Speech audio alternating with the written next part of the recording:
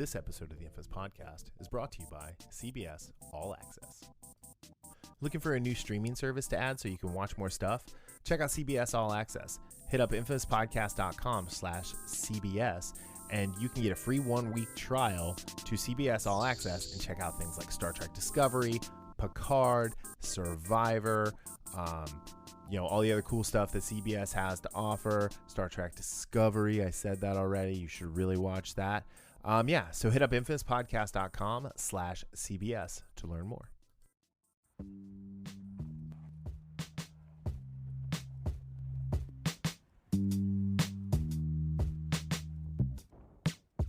Hey, welcome back to the Infamous Podcast. This is Brian. And this is Daryl. And this is episode 247. And you know what, Daryl? It looks like rain. Yeah, it's raining all day here. It's raining Umbrella Academy. We are, what? This is Thursday night. We are, what? Thursday 8 night. hours away from 8 probably. hours. It'll be on at like 3 a.m. So the kid. I know. The kid 3 a.m. loves. Yeah. Oh, I guess that's 8 hours. Okay, you're right. Anyway, the kid loves Umbrella Academy, right? And so I told her, I said, I'm gonna have watched 3 episodes before you even wake up tomorrow. Now, to be fair, that means I'm gonna wake up at like 6 and watch them. So, because she doesn't wake up until like 9 or 10 anyway. But yeah, so that's exciting. So we're gonna do a little recap of season 1, just for the people who listen on Sunday and maybe haven't watched yet to decide to get back into it. We got some news about the Kate Bishop Hawkeye series casting. A really great article by Variety about why Comic-Con at home was a bust and kind of our thoughts on that. And then the AMC Theater deal. We have a lot of news today. The AMC Theater Universal Pictures deal, which everybody hates, kind of like Comic-Con at home. And then a story about a comic book writer who is 100% a bag of dicks. And I thought about taking that out of the little summary there for the top of the show, but I'm leaving it in because this guy is awful. And so we're going to talk about that, and we'll get to that later. All right, so Daryl, first things first. Lots of news because Comic-Con, but it looks like IDW Publishing has hired a new publisher, and he's already been put on administrative leave. He was put on administrative leave 5 days after starting. The guy's name is Judd Myers. I don't know a whole lot about him. I do know that the departing Chris Ryall was a really great guy. So I know for you this isn't like a huge thing because you're not super into comics like I am. But I mean, this is a really big deal. So previous to this, he was Judd Myers was the global sales director since joining in August of last year.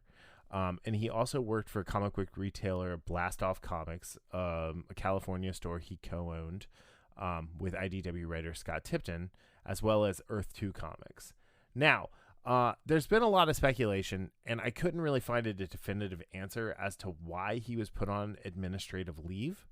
So I'm going to let you guys Google and kind of find that out for yourself because I don't really want to speculate because one of the things is kind of creepy and the other things is kind of just, Me Too-y. So I don't know which one is true. Yeah, and I was reading this article and thinking there is literally zero information about why this is going on, and especially in this environment now. Like, and again, we'll go. Speculation is a good, kind of like segue when we talk about Tom King, your boy, the bag of dicks. But yeah, so I definitely, again, like you said, this is nothing kind of like that would be on my radar if we weren't talking about it today. Yeah. But yeah, it just seems, well, it's not just seems, it is very weird that somebody would be hired and then 5 days later is put on administrative leave. Yeah, and so, I mean, Ezra Rosensaft, IDW CEO, is taking over as publisher in the short term. But yeah, it's really weird because, you know, again, like these are things that we talk about, right? Like if you're gonna hire somebody, do some due diligence. Due diligence. Yep. Find out like who they are, what's going on with them, and then if you can't, don't hire them. Right. It's that simple. So and again, it's kind of like, you know, we were talking you know, earlier today about the whole Ray Park thing, which again, that's not on our table, but it just reminds me of Disney and the whole James Gunn situation where James Gunn's tweets were 8 and 10 years old. Yeah. If Disney didn't know about them, that was just complete flubbery on their part. Yeah. And then again, everything kind of like blew over and they hired him back. So I mean, that's Disney's fault. But Disney knew about them because he apologized for them before the first Guardians movie. Exactly. That's the problem, right? Yeah. Right. Do your due diligence, know what it is. And if you're not comfortable with it, you know, even though, you know it's out there, even though it's been 5 or 6 years, 7 years, whatever it may be, then don't hire the person. Yeah. I mean, it's like, what's his name from The Flash? Hartley Sawyer. Yeah, Hartley Sawyer. Thank you. Who you know, they let go. They just unceremoniously like, all right, there's this stuff that's a decade old out there. Fuck off, you're gone. And so, you know, like the one thing, the one kind of creepy thing is where he was involved in the comic book shops and like how he kind of grew his business. There were some alleged lawsuits and things like that. So like, if that's a case and that's something that's going to keep you from like, or for putting him on administrative leave, maybe while you find something out, fine. If it's the other like Me Too-y type stuff, then don't hire someone in this day and age if you don't have definitive answers. So like, I'm gonna equate it to wrestling. You know, they had the whole speaking out, they called it speaking out movement, all the ladies in wrestling who came forward, and oh my God, it was eye opening. But one of the guys, Matt Riddle, for WWE, had disclosed to WWE and he got hired, hey, there's an issue with this woman in my family. He had an affair with her. It ended. She's mad. She's trying to end his career. And, you know, so when everyone was doing the speaking out thing and then she popped back up, he didn't get in any trouble because they already knew about it. Okay. And, you know, they you know, believed him and his wife that, like, you know, this was a thing that happened. It's done. Nothing bad, nothing, you know, nefarious went on or anything like that. So, right. But yeah, so I don't know. It's just, I'm gonna definitely follow this story and hopefully we'll be able to give an update in a week or two. But it just seems very, very strange that 5 days after this dude gets hired, you know, I don't know. I think with everything that's happening in comic books right now, you just have to like watch what you're doing. So, and I 100% agree. On the other hand, you can't do anything about what you did in the past, unless the best thing you can do is, you know, like you said, you were talking just about Matt Riddle. You know, he came forward, you know, to his bosses, you know, like, hey, this is what happened. Yeah, he was like, so, hey, Vinnie Mac. Yeah. hey, yo, I'm not the bad guy. Razor Ramon? Worst Razor Ramon ever. Anyway. No, it was better than yours, buddy. No, I'm saying mine was the worst. Oh. Like, hey, yo. Anyway, all right. So that's old school wrestling. I love that. Anyway, moving on. So we finally have our Kate Bishop. After some serious ups and downs with this series before it's even gone to film, to production. It was going to happen. It wasn't going to happen. It was going to happen. It wasn't. It's back on now. And then Haley Steinfeld has been drafted into the role of Kate Bishop. And there was a ton of speculation about this because last week for months. Yeah, but it's been but I mean, as much as last week they said she's not doing it. And then this great article from MCU Cosmic, which is an awesome MCU site if you guys are ever looking for good like news and rumors. They put out the search for Kate Bishop might be over very soon. Today, the Illuminati is reporting that Haley Steinfeld has been officially signed as Kate Bishop. Technically, she hasn't signed yet. According to the sources, It's not 100% official. It's more like 99%. No contract has been signed, but it's looking like it'll happen. And then there was an update like right after this one came out. In the 90 minutes since our story ran, the 99% went to 100% as the contract has now been signed. Marvel Studios has their Kate Bishop officially. This is fantastic casting. Yes, absolutely. I remember when, again, we were talking about how the rumor, well, I was just talking about how her name has been floating out there for months. Years. And like you said. For 2 years since they've announced that this was going to be one of the D+ shows. Yeah. And like you said, like over the last a couple months, I should say, it was that, that show Dickinson she's doing. Yeah, which that's on the to watch list on Apple TV Plus. Yeah, I do want to check that out. Like they said that was going to kind of, interfere the whole scheduling conflicts thing where we see that a lot in movies where actors are supposed to get a certain role. Yeah. But yeah, I'm a huge fan of Steinfeld. She was the highlight of the Bumblebee movie.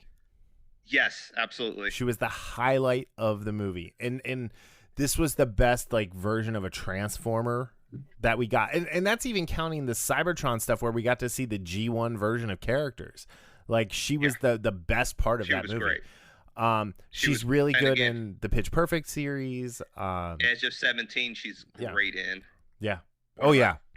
Favorite coming of age movies. Yep. So I mean, this is really exciting, and I'm excited to see her like do the physicality that's gonna come with Kate Bishop. In the attitude that comes with Kate Bishop, which will be a lot of fun. And I think maybe more importantly, like for the future, like you said earlier before we started recording, her and Tom Holland, leading the Young Avengers or leading the MCU down the road is the possibilities for that. Well, I know we've lost, Tony Stark. We've lost, spoiler alert, we lost, Chris Evans as Captain America. Yeah. It looks like we're losing Chris Hemsworth, with God and Thunder. But anyway, no, like I think the whole idea that they wanted to put like Captain Marvel front and center, like this is a young lady that you build a franchise around, not Brie Larson. 100%. Not 100%. Brie Larson. And there's nothing like Brie Larson is a fine actress. Like she's in that Natalie Portman vein. If you give her good stuff, she's a good actress. If there's any sort of ambiguity or weakness in the director's chair, you're not going to get a great performance out of her. She's not a transformative actress in the sense of like, there are some actors out there that get, average to crap material and they could make something out of it. Or like you said, that ambiguity and they just take off and run with it. From what I've seen with her, she hasn't done that. I think her best role to date is as Ivy Adams in Scott Pilgrim versus the World. Like honestly, like that I feel like that was the only time you look at her and you're not like, oh hey, that's Brie Larson. Right. I think the next best was her stuff in the 21 Jump Street series. And again, that's Lord and Miller. They're good directors. They do a good job with their sets. And then it's Edgar Wright, who is 5 movies into his career, one of the best directors in the history of Hollywood. Right. So that would have been Marvel trying to do that was one of those things where I saw from the jump. I was thinking that's a misstep. Yeah. And now you got that, do-over chance, having Kate Bishop, having, Tom Holland and, the Sony deal kind of smoothed out. Mm-hmm. This is one of those things, like you said, this duo could lead the MCU for the next 10 years. Yeah, at least. I mean, but like you put that franchise squarely on either of their two shoulders and fans will be happy. The box office receipts will be happy once the movie theaters open back up, if they ever do. And then, you've got your franchise. Like, it's not like, because, love Robert Downey Jr., but like he was like 50, almost 50 when he made Iron Man, now he's pushing 60 and it's like, great, this is awesome. Like, but how long can you keep doing this? And, he went out on a high note. And the thing is now that he's gone, he can come back as AI and like run the Iron Man suit and everything. And, Morgan Stark can grow up and become, Ironheart or whatever she's, or she can just be Iron Man, whatever you want to call it. But that would be fine with me. Like make a brand new Iron Man character for the movies, or take the kid from Iron Man 3. Like let him be Iron Man.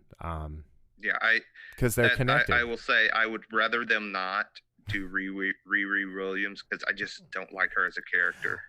Yeah. So we'll talk a little bit more about her when we talk about Tom King, because it kind of goes into the whole thing. All right. So moving on, we had Comic-Con at home last week, and it had just started when we were recording last week. So, Variety says it was a bust. I'm quick to agree. What I saw was not good. The panels weren't fun. The people moderating the panels didn't seem to really know anything about the panels they were talking about. And the news that came out was in drips and drabs, and nothing really came out seemed too exciting. Yeah. I don't know. I mean, what are your thoughts?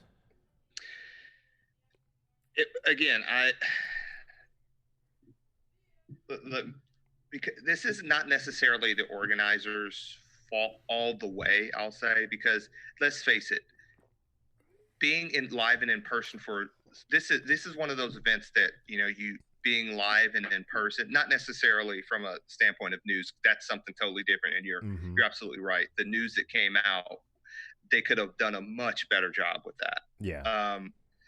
But just like the fanfare about it, it was nice, and how they did this over a couple months period, putting this together. Yeah. I applaud that. However, with that being said, you're just not going to get that bang you would get from a live audiences, and live tweeting like they were talking about here.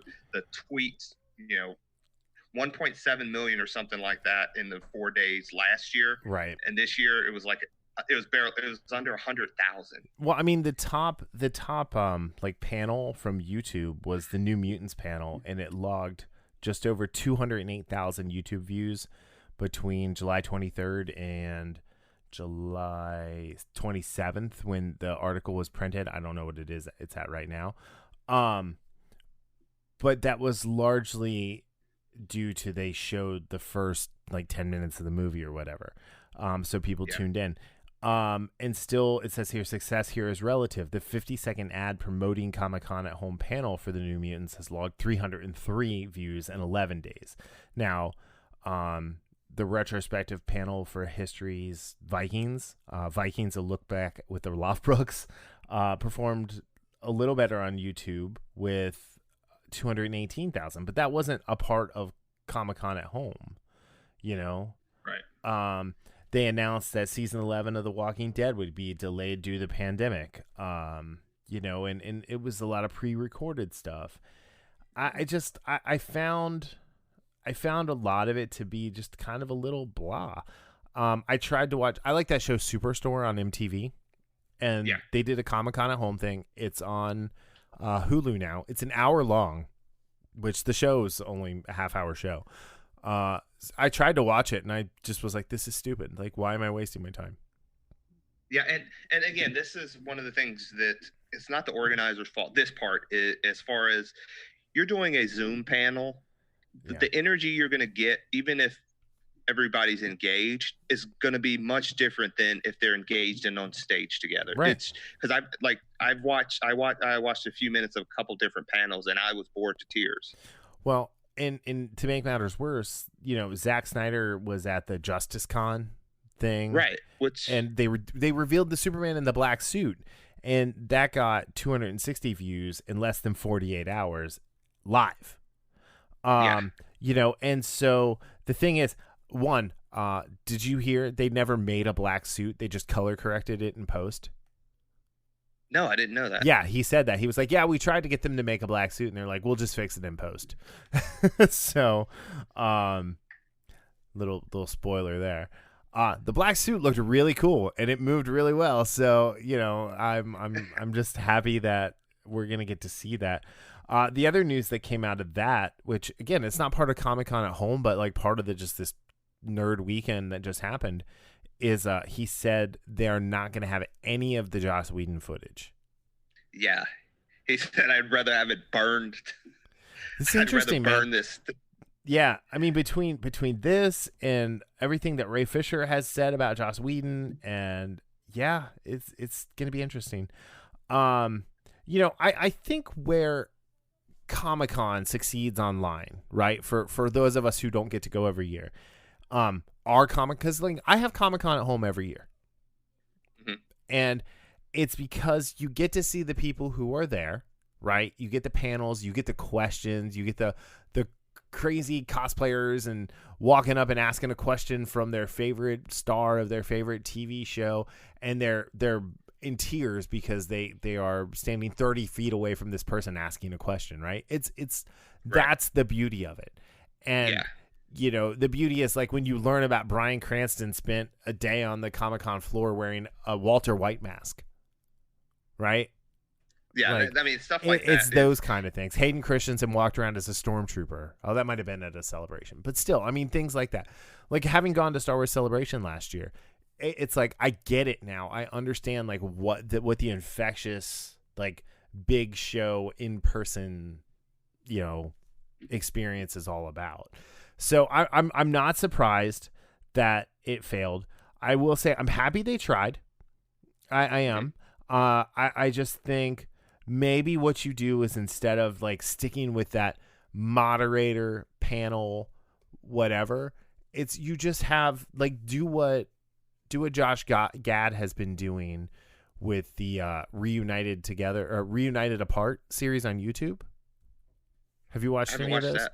Oh, no. He's done a ton. He did like a Goonies reunion. He did Back to the Future. He's done he did a Princess Bride one. He's done 5 or 6, maybe 10. They're really good, and that's because Josh Gad is super likable. But right, you maybe you pick the like most likable person from that cast and be like, hey, you're gonna be the person who moderates this, and you're gonna lead the ship, and here's the super chat where you can ask questions or whatever, and we're going to have people, pay to ask a question, and we're going to donate all the money into charity. Like that was never a thing, right? That's such a fantastic idea. Like, especially like, I'm not really versed in this super chat, although I've watched enough people, live commentary to know what it is. Yeah. But that would have made things so much better just because of the fan interaction it would have given that you don't have because of, the whole pandemic and not having everything live. I mean, I know Lance Finsterman, the guy who is the president of ReedPop, who puts on Comic-Con, right?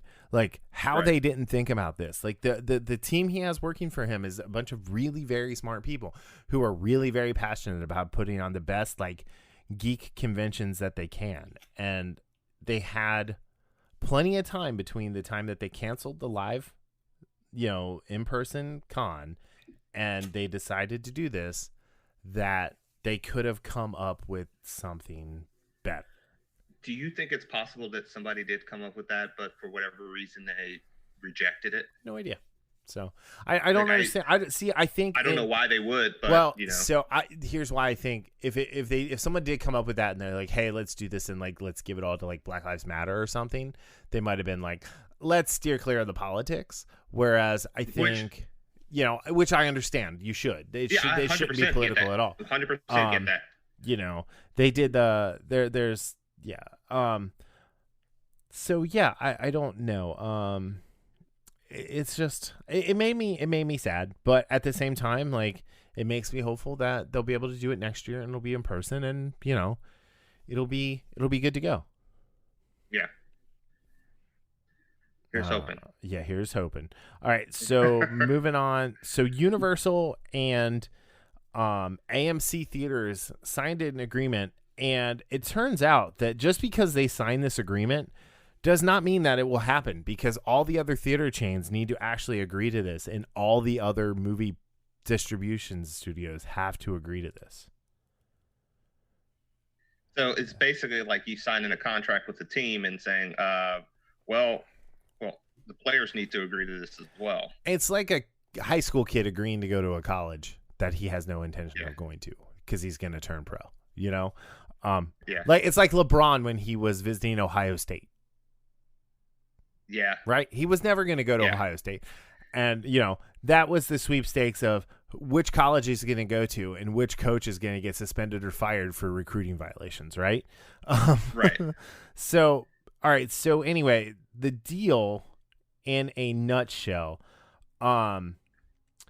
gives Universal the right to release movies on demand, premium on demand for rent at $20 to $25 a pop when the movie comes out.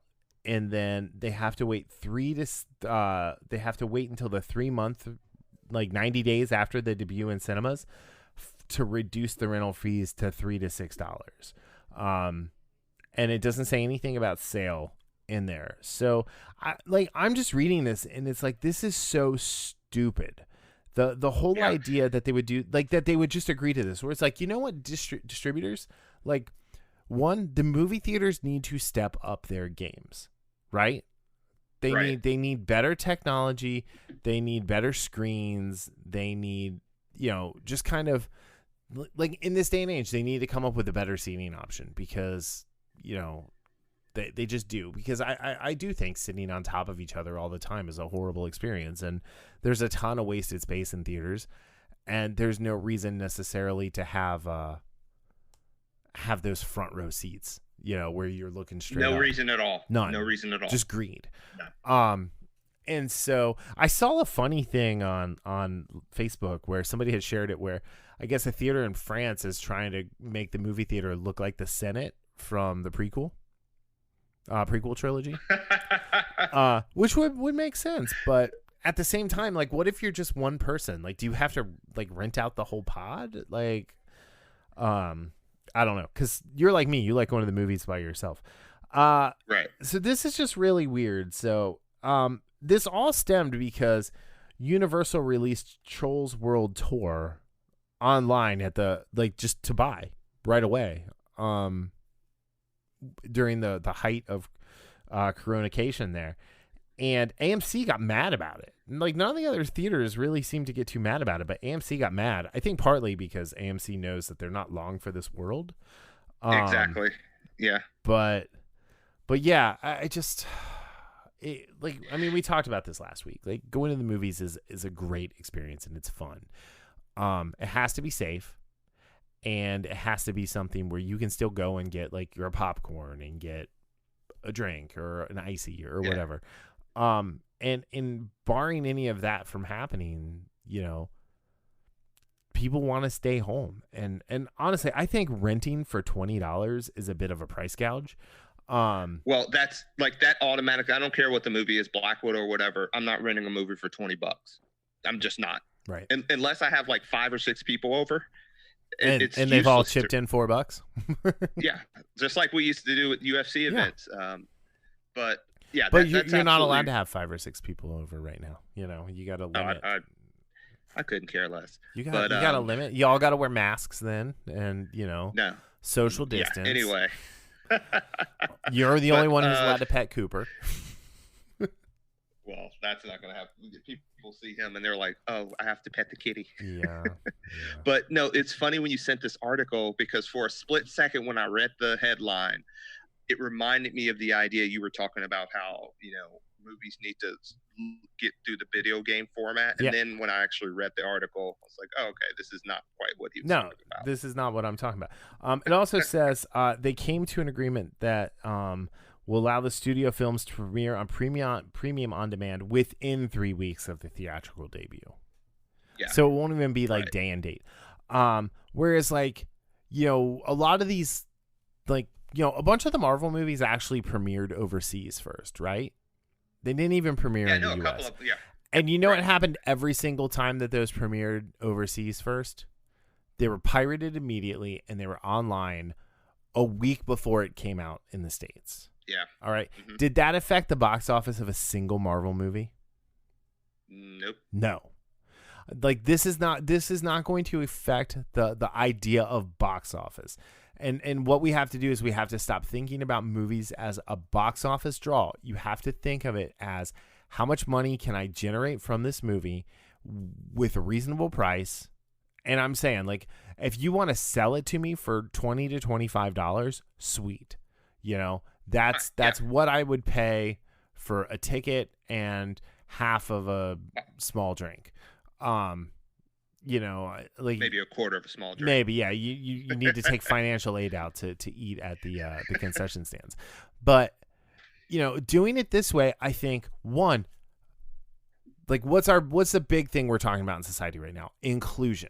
This includes everybody in the movie going experience, and not having to wait 6 to 9 months for a movie to hit DVD or Netflix or HBO or one of these other services, right?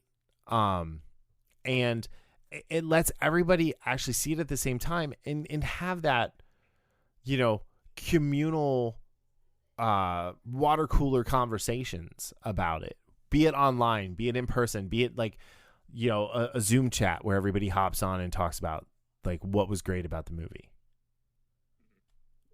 So we have to start thinking differently. There's not gonna like everyone's like, I can't wait to get back to normal. That normal is gone. That part of the timeline doesn't exist anymore. There's going to be a new normal, and this should be a part of it. And this is something where, you know, again, it includes everyone, anyone who has the ability to get online. Yeah, and this is the reason, to your point, when people say get back to normal, and it can be with anything. Once something traumatic happens, you're not getting back to quote unquote the normal, because that's always going to be there. It's how you know, it's how you go forward.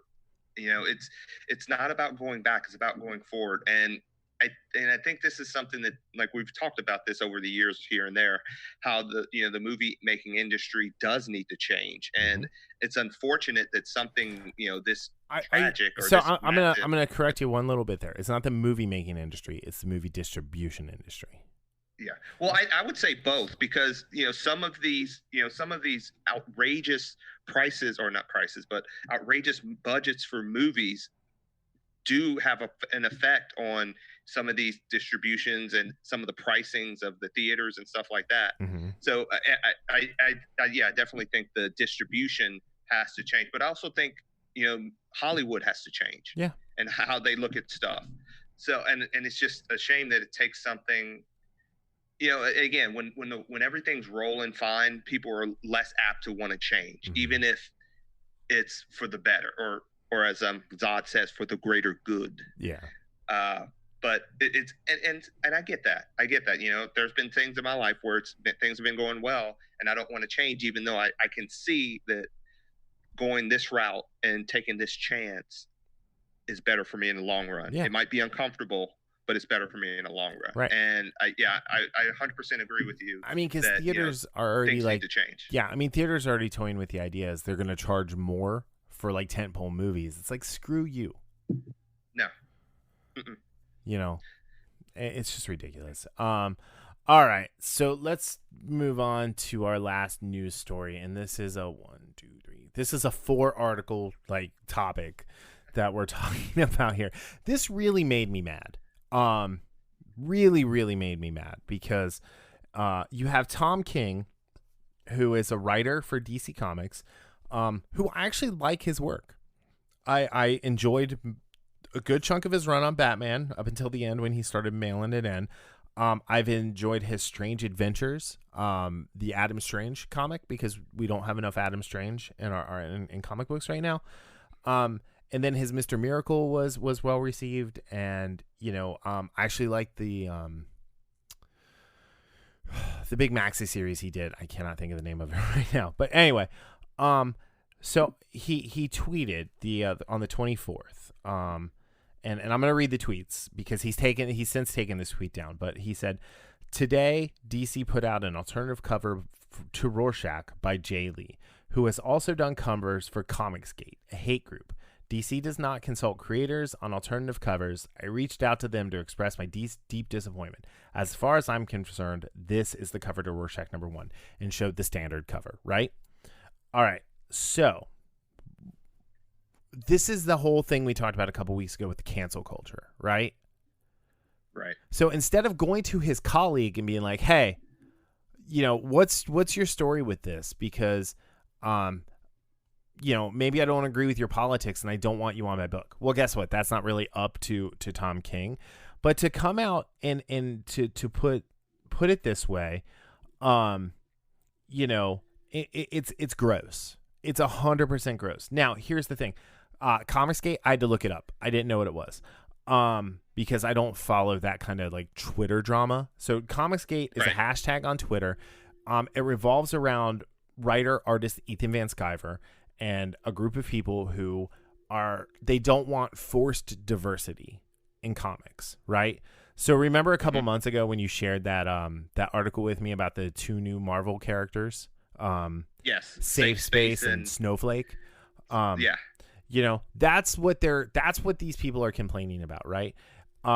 And while I don't agree with the hate like part of what they do, no group is free of trying to intimidate the other side to get their way, right? So let's not all act like we're angels here. Now I'm like you and I'm never going to tweet at somebody and be like, you should be fired. You should be, this. I mean, we're talking about this and like, because this is genuinely a problem right now in the industry that I love above all other industries. The comics industry is trying to destroy itself. And this is 100% indicative behavior of that happening. Sorry, go ahead. You were going to say something.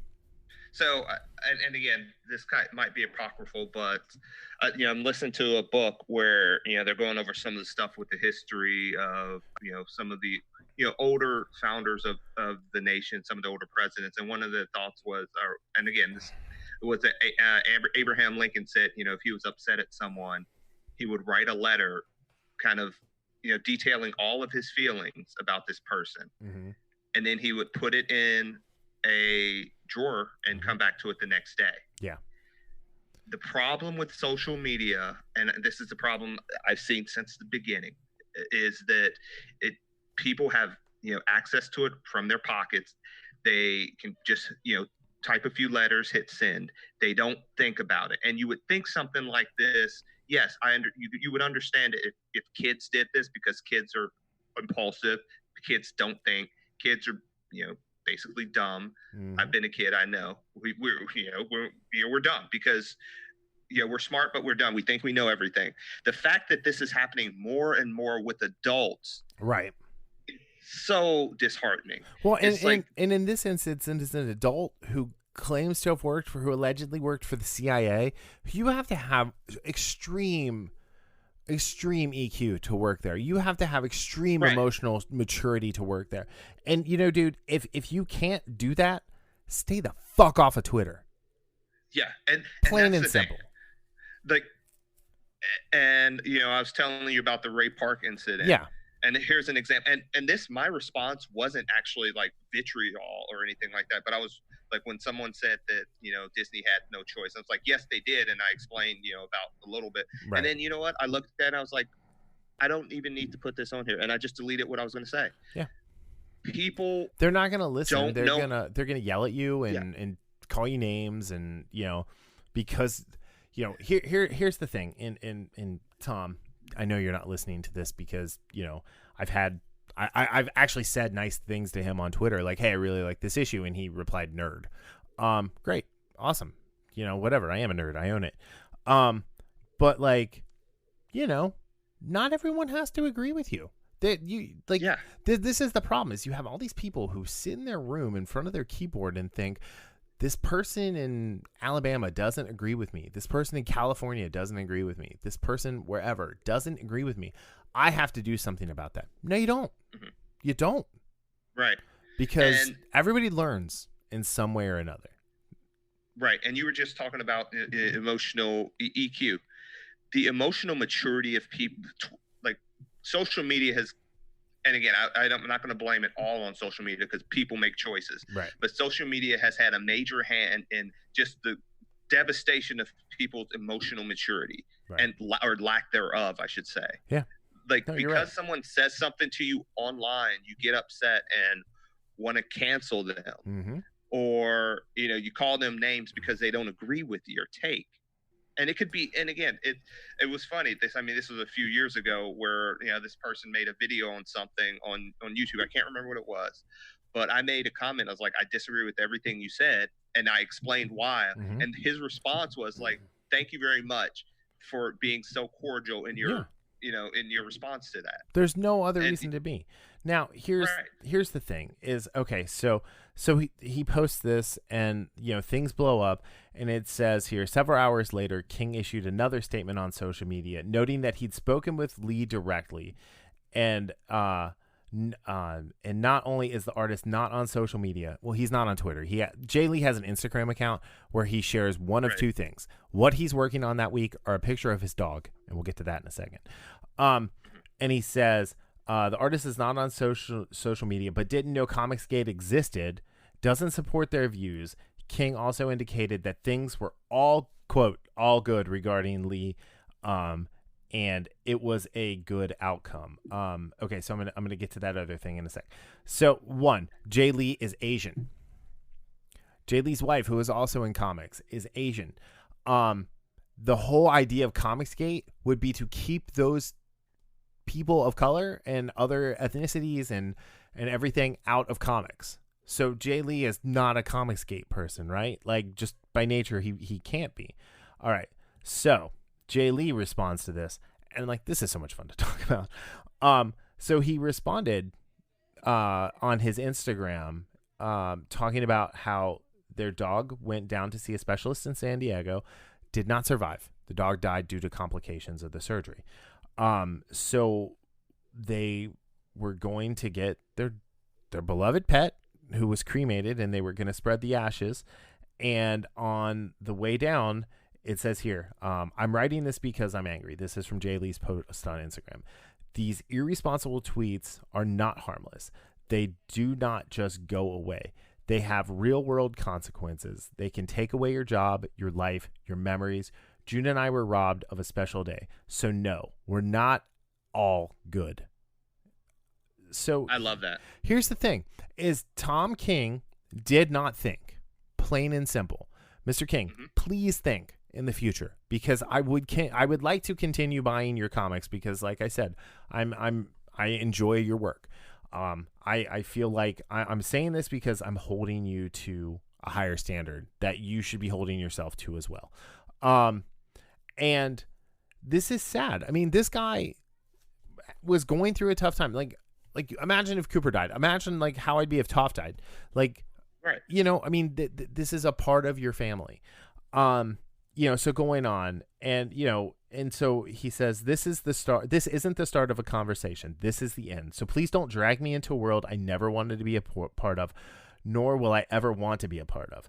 I want to honor, his dog's name is Loki, by going back to producing art made with love for people who enjoy it for what it is. Something that hopefully brings joy into their lives. And then, mommy and daddy, miss you very much, Loki, our love. It just makes me sad that there's people out there who are still bashing Jay Lee because of the tweets. And so this leads to the final story, and there's links to all of this stuff in the show notes. I think you guys could definitely go read this for yourself. So Tom King finally put out an apology, and the apology here, what bothers me about this is all of his tweets were in text, right? Searchable text.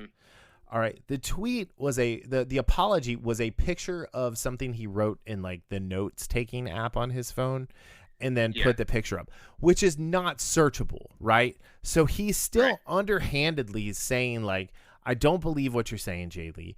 I think you should be canceled, and I'm going to show you, I'm going to make a quote unquote apology, but it's not going to be as readily available to find as my original statement, which is the problem with the media today. All right. So here's his, I'm going to say quote unquote apology.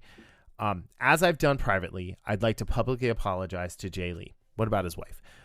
For my actions a few days ago. I should have talked to Jay before I sent a tweet about him that put his career at risk. I made a critical mistake, and I am profoundly sorry. I will do what I can to repair this with Jay, and I will do better in the future. I'm not going to offer explanations because they sound like excuses, and I'm not asking for forgiveness or understanding. I'm just saying I see what I did, and I'm going to try and make up for it. Thank you. I've kept up the tweets up until this point in order to show that I was not hiding my actions. I will now take them down. This is the classic non-apology apology, right? Yeah, and I'm glad you said that, because when I first read that, and again, maybe, and I wasn't sure if it was because I was so irritated and by his initial reaction, his initial tweet. No, not irritated, pissed off, because this is a thing we're seeing more and more, and there's no consequences for people that start this. Right. Just like you said, in the media, they'll do a story that gets 5 million shares, and there's an egregious error in it that completely changes the tenor of what they're talking about. They issue an update to that, and that only gets 100,000 retweets. So maybe. You still have millions of people out there that still believe what it is. Right. And in this case, when I first read this apology, there's nothing genuine about it to me. Nothing at all. So I reached out to DC public relations because there's been a slew of double standards happening with DC now. You have this, and you like, so Tom King also went after Dean Cain a few weeks ago because Dean Cain's a conservative and Tom King is not. And apparently Dean Cain is Asian, which is news to me. Yeah. Did you know that? No, I told you, I found that out. I don't even know how, like a couple years ago. And it was one of those things I was like, really? I found it out. Did not know that. I found it out by researching this story. Yeah. So, and it doesn't matter. But so now, and I'm going to defend Tom King here for a second. There are a bunch of people being like, well, he's obviously Asian against racist, or racist against Asians. You can't. No, this is not a causation correlation thing. This just happens to be, he went after a conservative because he's a leftist, and he went after Jay Lee because he thought as a leftist Jay Lee was doing something that upset him. And so, okay, fine, you have your principles, whatever. But you still don't go after people's careers like that. You know what? If you have something wrong with it, like you said, get in contact with the person you have an issue with. Take it to HR. Yeah. Don't. The first thing I'm going to do is tweet something or make a comment on my social media page is nauseating. Yeah. So, all right. Act like fucking adults. I'll give an example. Like, you're on the show now for a reason. And I did not air any of whatever went down in public. Now, right. I'm the only one out of the two of us who can say that. Yeah, it's so, I like this is it's a thing where you go on and you bash people and you block people and you do other things. But what bothers me the most is that this is an image. It's not searchable. And it's all platitudes and it's none of the, maybe I should take the month of August off from Twitter. Maybe I need to reevaluate like my life and my communication habits. I'm caught in this echo chamber of Twitter that, to be honest, like, I don't think I'm going to be posting any more to Twitter for the show or anything. Like, if you guys follow us on Twitter, please follow on Instagram or on Facebook, or sign up for the newsletter. Because I think Twitter is just, it's turned into this weird place where nothing good ever happens. Yeah, and you know what my favorites, I steal the Star Wars quote on that. You will never find a more wretched hive of scum and villainy than you will on Twitter. So I've been saying that for like a couple of years now. There's still people who are going after Jay Lee for this, and it's like he didn't know about it. And the whole like thing is he was hired through a third party to draw this cover for a comic book called Cyber Frogs for a man who he's worked with for 2 decades. Right. Yeah. Like I'm sorry, like you have friends. You do things for your friends. You know. If someone comes to you and says, "Hey, here's $1,000 to draw a comic book cover," okay. I mean, it's gonna suck, but I'm gonna draw it for you. You know, like, you know what's it about? Okay, I can't draw that, but I'll draw something. You know, because I can't draw. Yeah. So yeah, it's like just please think about what you're doing. Think about what you're saying and think about who it affects and how it affects them, because at the end of the day, you don't know the whole story about what's happening with someone else. Yes.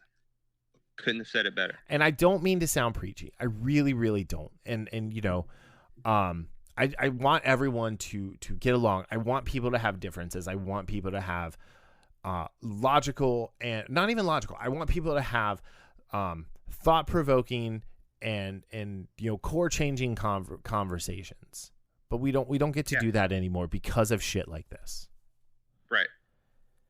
And yeah.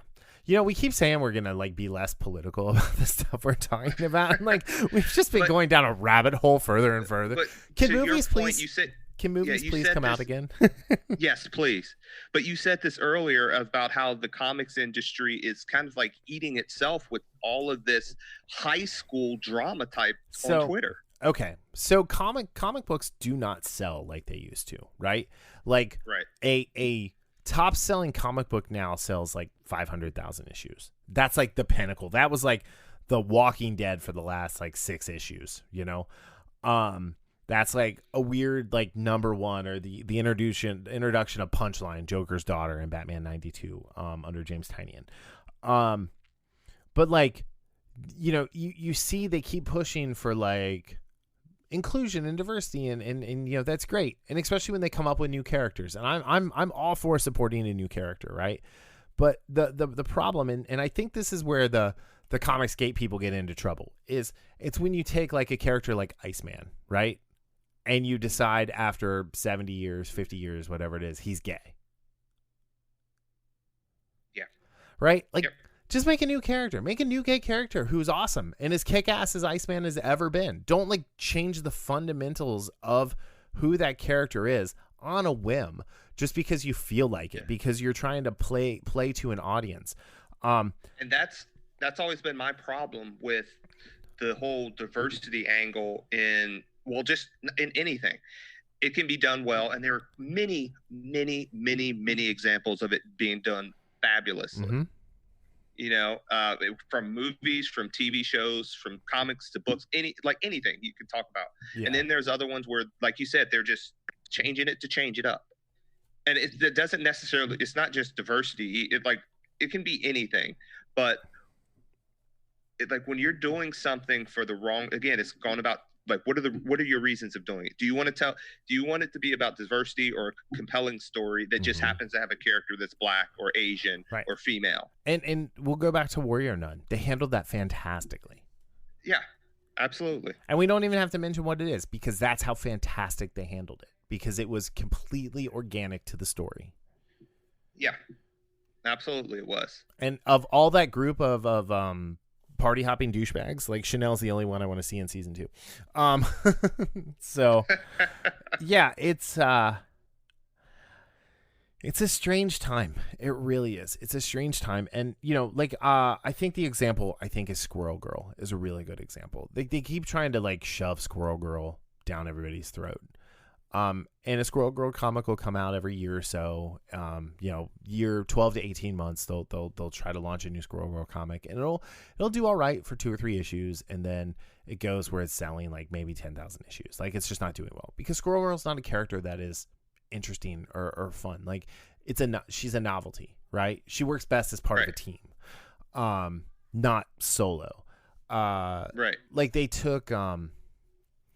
did Flash Thompson became Venom, right? And it was great. It was great for a while. And it was well written, it was good art, it was a compelling story. But the minute they teamed him up with the Guardians of the Galaxy, that book went to shit because it wasn't an interesting story anymore. All of a sudden they took Venom back to its home planet and cured it.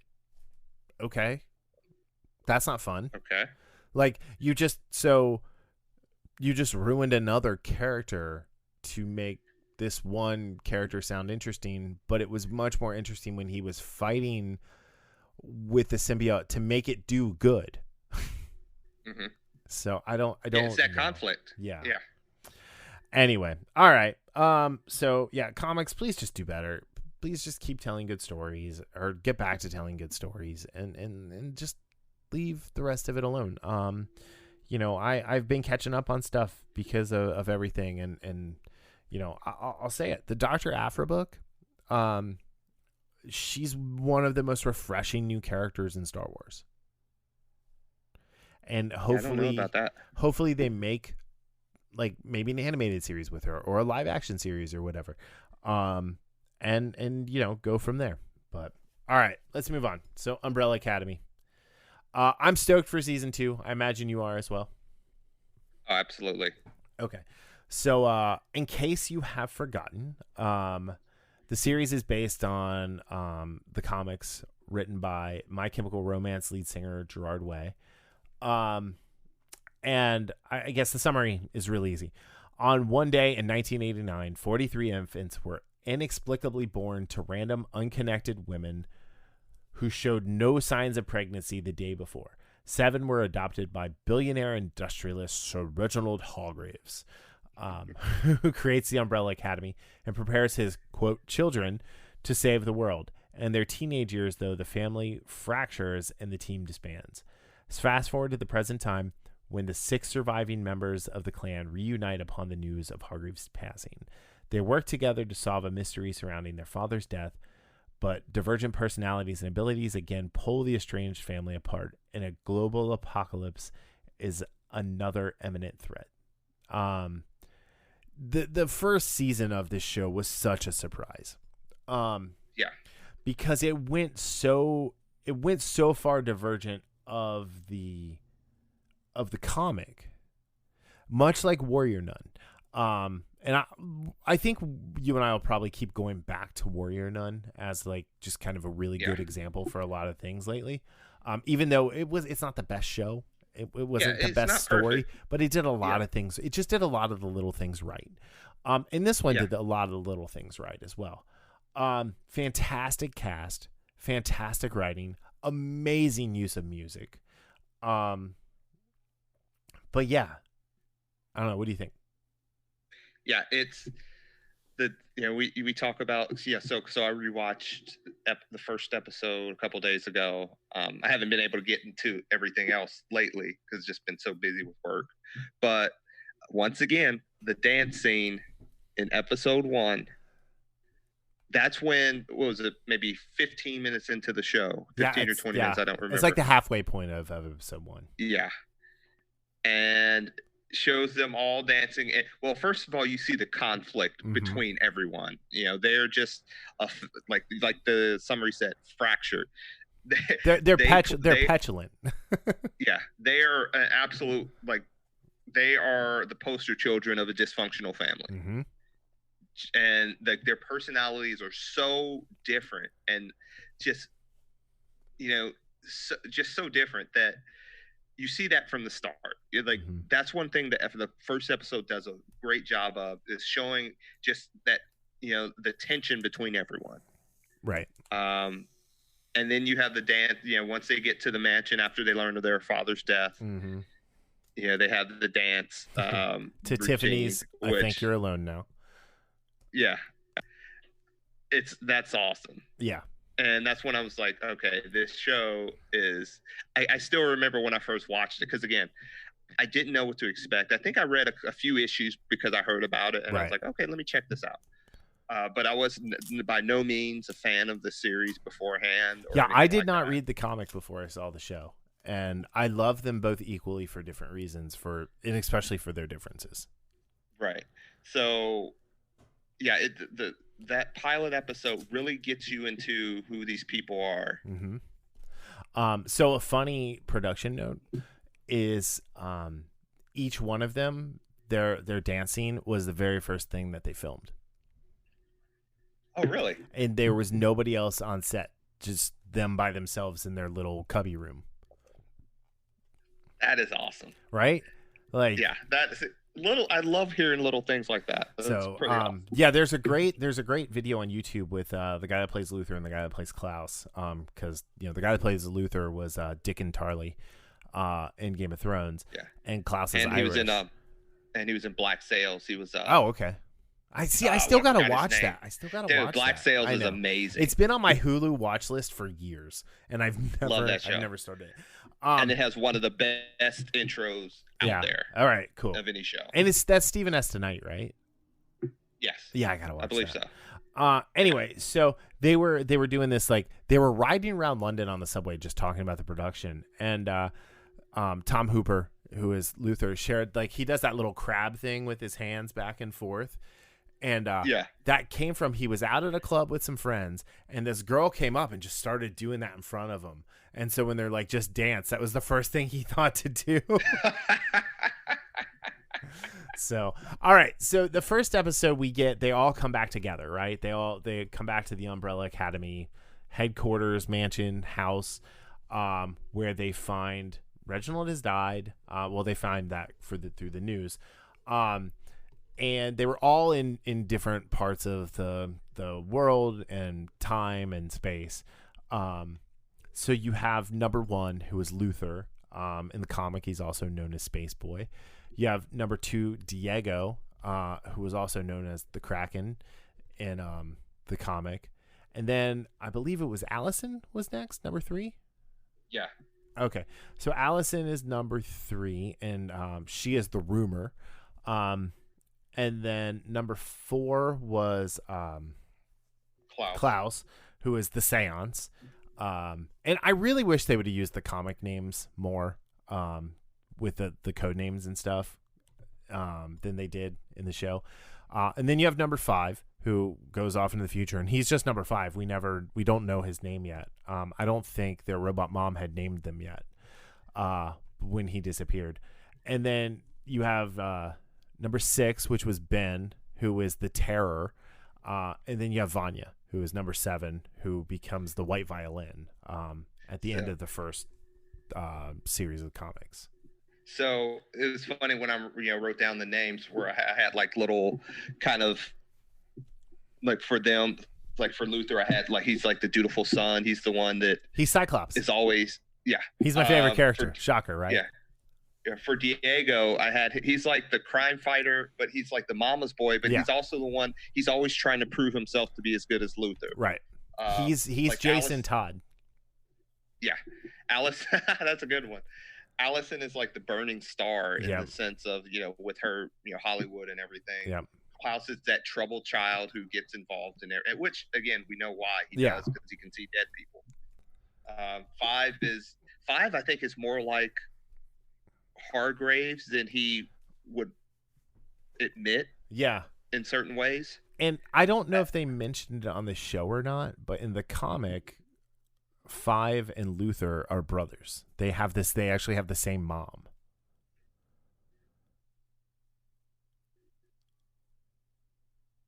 Did I just blow your mind? Yeah, I don't like. I'm trying to remember if I remember seeing that. You were today years old when you found that out. Sorry. Go ahead. But and Ben, honestly, out of all the powers, I wanted to see Ben's more. Yeah. We only get to see it that one. It's all tentacle stuff. Yeah, he's got the tentacles and I love this scene when they stop the bank robbery and he's like, do I have to? Do I have to? And they're like, just go. And he comes out and he's covered in blood. Poor Ben. So, and then you have Vanya. Yeah, who's like the runt of the litter, although she ends up being pretty much the most powerful one. Yeah.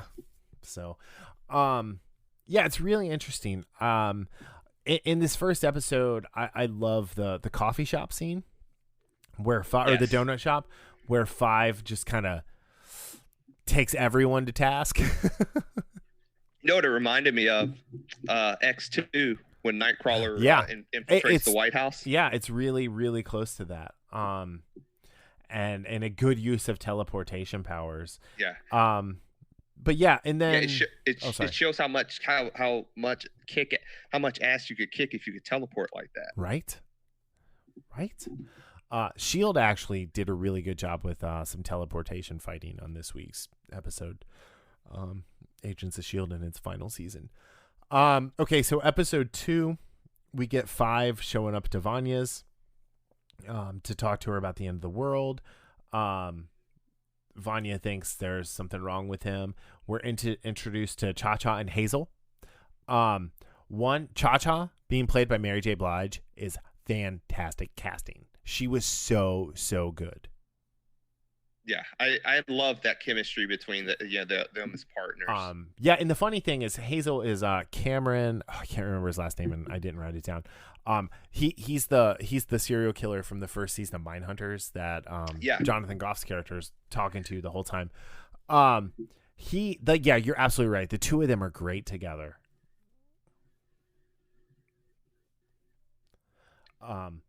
So we find out that there's essentially a time traveling agency that goes through and fixes time, or changes time to make sure the right outcomes happen. Yeah, and we find out that is this episode 2 where we find out that 5 was a part of that, or is that later on? We have not found that one out yet. We just know that they're after him because he took the tracker out of his wrist at the end of episode 1. Right. We learn more about Diego and his relationship with Detective Patch. We learn just a little bit more about everybody, and we meet Leonard, who ends up being one of the bad guys in the series. Moving on to episode 3, we learn about Allison, and we learn more about Grace. We learn more about the prosthetic eye that number 5 has, and he's trying to figure out who it belongs to because that's the person who started the apocalypse. But yeah, so I mean, I don't think we need to go through episode by episode. No, we don't need. I think the high points are, anytime all 7 of them, or 7, because Ben's ghost is always there. When they're all together. Whenever the 6 are together, though, that's the highlights of the series, right? Right. I think the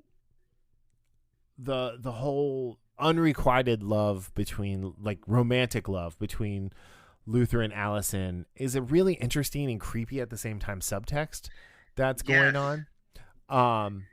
But still makes for like a really compelling story. And the fact that she used her rumor abilities on her kid, and she was married and he found out, and the husband was like, yeah, we're out. Right. And it's not that, and I agree with that as far as them being together, and it's that one of the things I wrote down just watching the first episode, and this is all the way through for the most part, is that there's like that uncomfortable type of tension between almost everyone. Yeah, I think Luther and Allison kind of break it between them when they kind of like it's down the road, and that whole yes, they're siblings, but they're technically not related, right. Even though it's still a little creepy because they've grown up together and everything. But it's kind of like creepy in the sense of Barry and Iris in The Flash. Oh yeah. Because Barry lived with Iris for years when his mother died. Yeah. And I always thought that was a little weird. That was a strange, that was a really strange take on that relationship. Yeah, I wasn't a huge. I wasn't a huge fan of their relationship. And the fact that Joe was so in the show. Yeah, and Joe was so like gung ho for it. Yeah, it's like ew. Yeah. So, but it's perfect for this show, for the Umbrella Academy, because it's so weird. It's so different of a show. Yeah. Yeah. you have all these Cha-Cha and Hazel and other kooky characters. You know, and Hazel has his own romance. Oh yeah, you have Grace, the robot mom. You have Pogo, the talking monkey, chimpanzee. Yeah, it's Hargreeves may or may not be an alien. Spoiler, in the comics, he's an alien. Anyway, but I think some of the things I like best are like Five's flashback to working with the Commission, where we learn about him being like the greatest assassin in the history of time travel assassins. Yeah. The stuff where, I'm not the biggest Ellen Page fan, right? Right. But I thought she killed it in this role because like she had to be uncomfortably weird. I love Klaus. Klaus is great, especially when he gets kidnapped by Cha-Cha and Hazel. Yeah. I would have to say I really, I love the dutiful nature of Luther. I really did like Diego again, probably because of the whole knives thing. Yeah, Diego is fun. Diego is a fun character. Knives. Yeah. Klaus jumps to Vietnam and falls in love with a guy named Dave.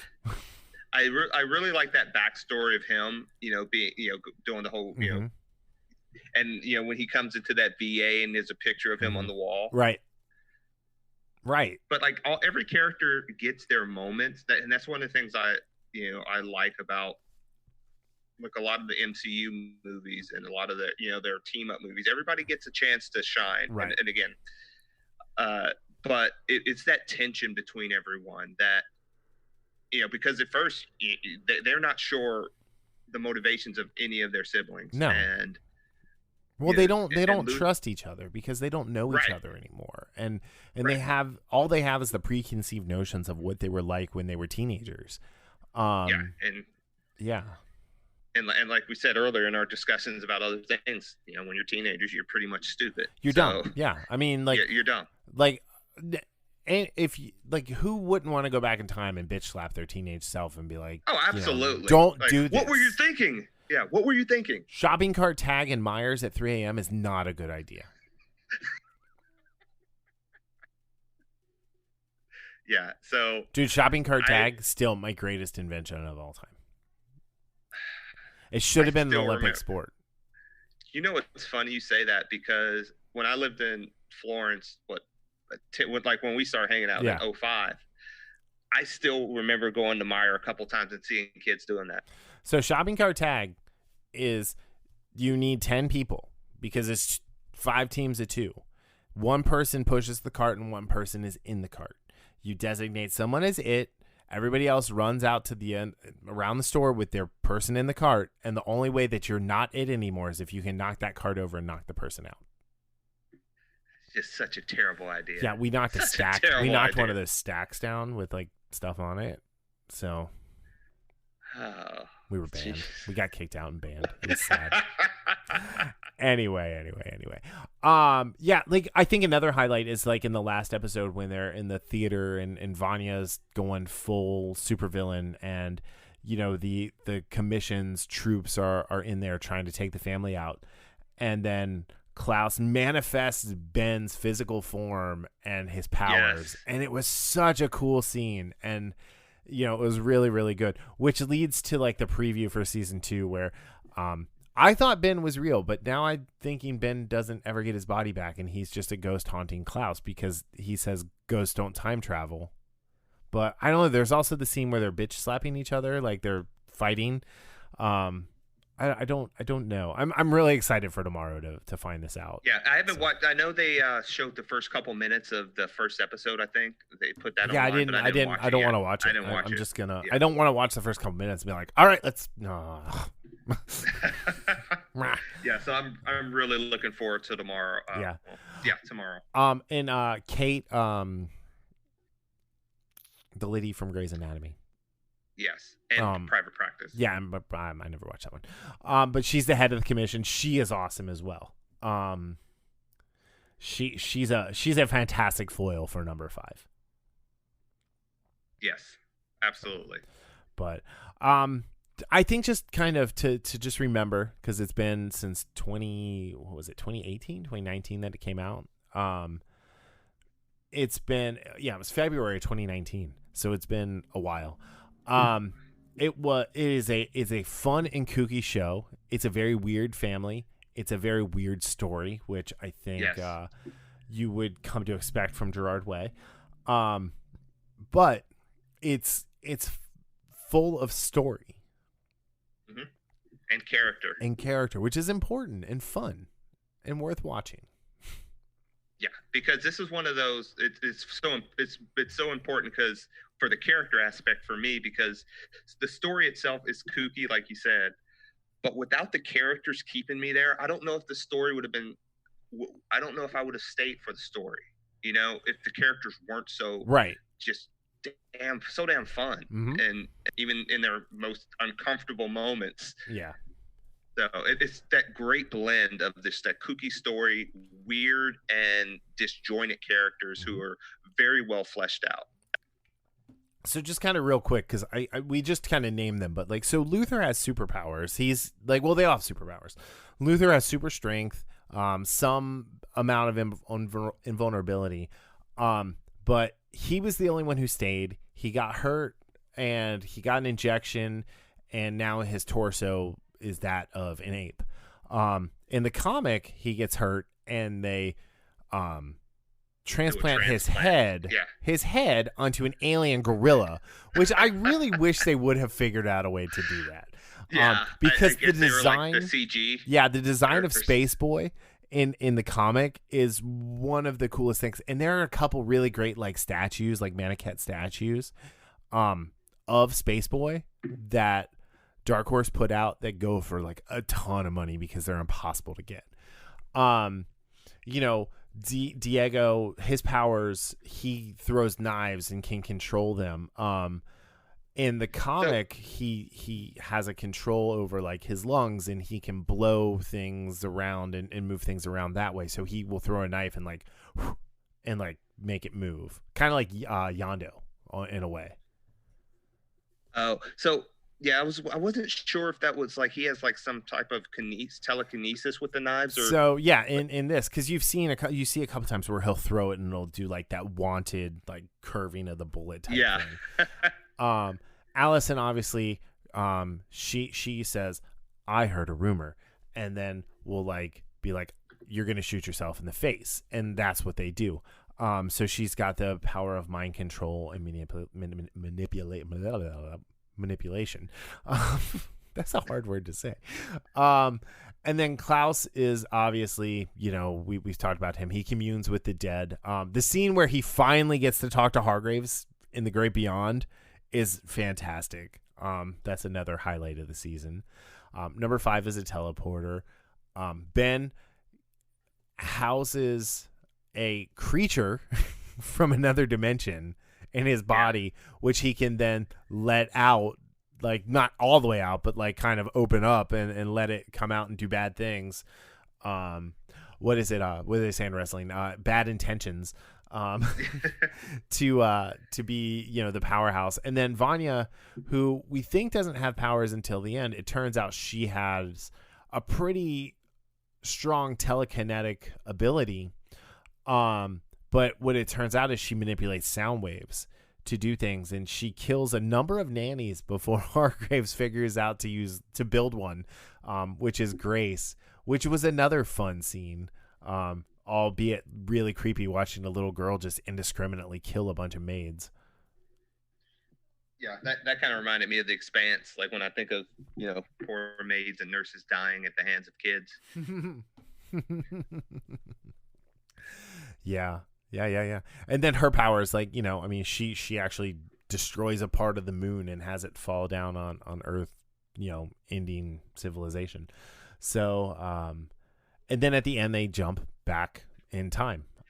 So yeah, I'm really excited to see what happens here. I think, I was a little sad that they didn't jump back and have the kids, do a season with all those kids who were the kids in the flashbacks. Oh yeah. Like I would have I liked actually to wanted to see see more of that. Yeah, I would have liked to seen a whole season of them with their adult consciousnesses, knowing what happens, making different decisions. I thought that would have been really neat. The funny thing too is the guy that plays Hargreeves is the guy from, and I can't believe we're mentioning this movie 2 weeks in a row. Chronicles of Riddick, the guy who's in charge of the necromancers. Yeah, he was the necro. Yeah, the necro king or whatever. Yeah, Combe Fior. Yeah, thank you. Yeah, so I mean that's fun. Like he's unrecognizable with the facial hair and hair and the monocle I want a monocle, man. Yeah, you could rock a monocle. Could you keep it in while you're doing jujitsu? Probably not, because it would go in my eye and like stab me in the brain. That's the challenge. Yeah, I mean it would have to go pretty deep to reach that brain. Like my brain starts right behind my eyeball. I don't think that's true. I think it's like 3 like or 4 MODOK. Inches behind your eyes. Yeah. You're like, because I'm like MODOK. You're like Mastermind. Anyway, all right. So yeah, you definitely guys, you got to go watch that. So anyway, real quick, just if you guys like our show, and I'll be honest, like I re-listened to it, and if it wasn't us doing it, I would still listen to this show. We have a lot of fun doing this. We hope you guys enjoy it. Help us out by subscribing. Actually, head over to YouTube and subscribe. And if you can like the videos or whatnot, everything gets put up on YouTube a couple days after it goes live. Or join us on patreon.com/infamouspodcast, where you can get access to the movies that we shoot. The episodes on Thursday nights, right after we record them. But yeah, I don't know, Daryl, like this was a very interesting week of news. I mean, yeah, I mean, there was a ton of it. There was so much that came out. And honestly, like, if the Tom King thing had not really affected me the way it did, like, there was so much other stuff to talk about. But I feel like because comics are so important to me, like, we really need to kind of call out this bad behavior and say, hey, please act better. So, Tom, please act better, because do better, people. Yeah. Because, like, you are an interesting new voice in comics. You've only been at it for a couple years, and I would just say the biggest thing take away from this, and this goes from comics to anything: don't use social media to air your grievances out with somebody. If you have a problem with somebody, call them up, talk to them. Yeah, call, that's text, it. Whatever. It's that simple. Yeah. No, not just call. Don't use social media. That's number one. Don't use social media to air your problems with somebody else. So look forward to Daryl's YouTube video next week where he's airing his grievances with me. Damn that, there, Brian. I can't. Do you want to know something about Brian? So and hopefully in the next week, Daryl will get his bio over to me and a good picture to put up, or else I'm gonna write your bio for you and I'm gonna put your picture up. I actually have an idea for my picture too. Awesome. Just got one. It's gonna be you and that cat. Maybe. Anyway, yeah. All right. So, I mean, definitely, guys, check out I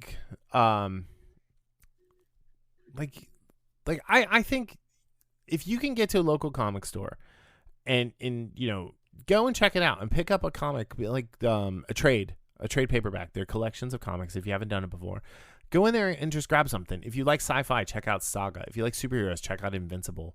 I mean, the Batman comics are good right now. Action Comics has been good for a while. The Marvel stuff, the Fantastic Four has been really good by Dan Slott, even though he's kind of one of those people who needs to stay off of social media. And go check these people out and check out the work. It's really good. Check out the Umbrella Academy. There's 3 trades right now and are really good. Haley just read all the Avatar: The Last Airbender graphic novels that have come out, and she's getting ready to start the Korra ones. So there's something for everyone right now, and it's well worth keeping the medium alive. Yeah, that's one thing I need. And again, I'm more of the graphic novels guy. One of the things I like are Like, so I told you about the Dresden Files. Yeah. And I have a few of the graphic novels for Yeah. that, which are pretty cool. Mhm. You know, because it's the same world. It's written by the same Yep. guy. I like the art, and it just tells different stories that they mentioned in the book series, but there's just not enough time to get to. Yeah. Stuff like that. I love those type of additions to a series. So, and there's been a couple other ones for other series as well, which I think just to, for that type of support, I look for stuff like that. Absolutely.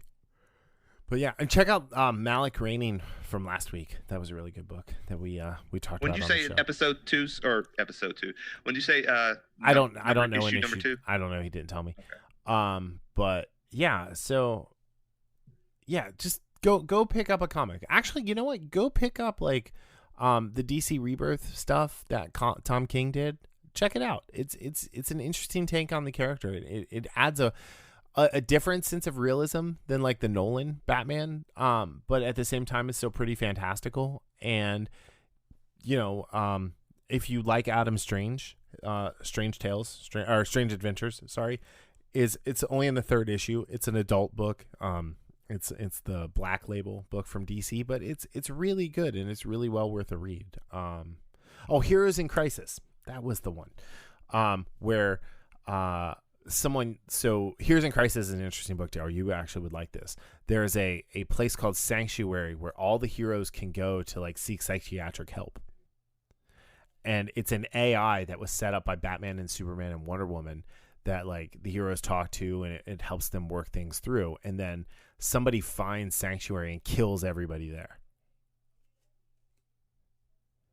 Holy crap. And that then sounds interesting. It is. And then they blame it on either they think either Booster Gold or Harley Quinn did it. So the two of them are on the run trying to clear their own names. It's really, really interesting. I know some people didn't like it. I found it very compelling. Because you got to see like a lot of heroes that just don't get seen in DC Comics lately. So yeah, that's my pick. Go ask for Heroes in Crisis. That sounds pretty interesting. It is. So, all right. Well, on that note, real quick, we forgot to thank him at the top of the show, so we're going to do it at the bottom of the show. Julian Brown, thank you for being a patron. You guys can join him on patreon.com and check that out. Or go check out our shirts at Flying Pork Apparel. We have some cool shirts, and we need to get another one made here soon to incorporate Daryl.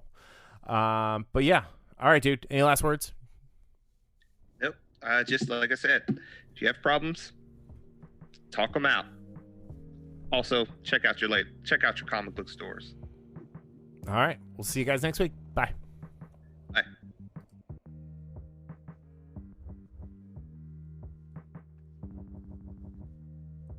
The Infamous Podcast is recorded in Kings Mills, Ohio, just north of Cincinnati, with new episodes out every Sunday. You can find more information about the show online at infamouspodcast.com or on Facebook, Twitter, and Instagram as @InfamousPodcast.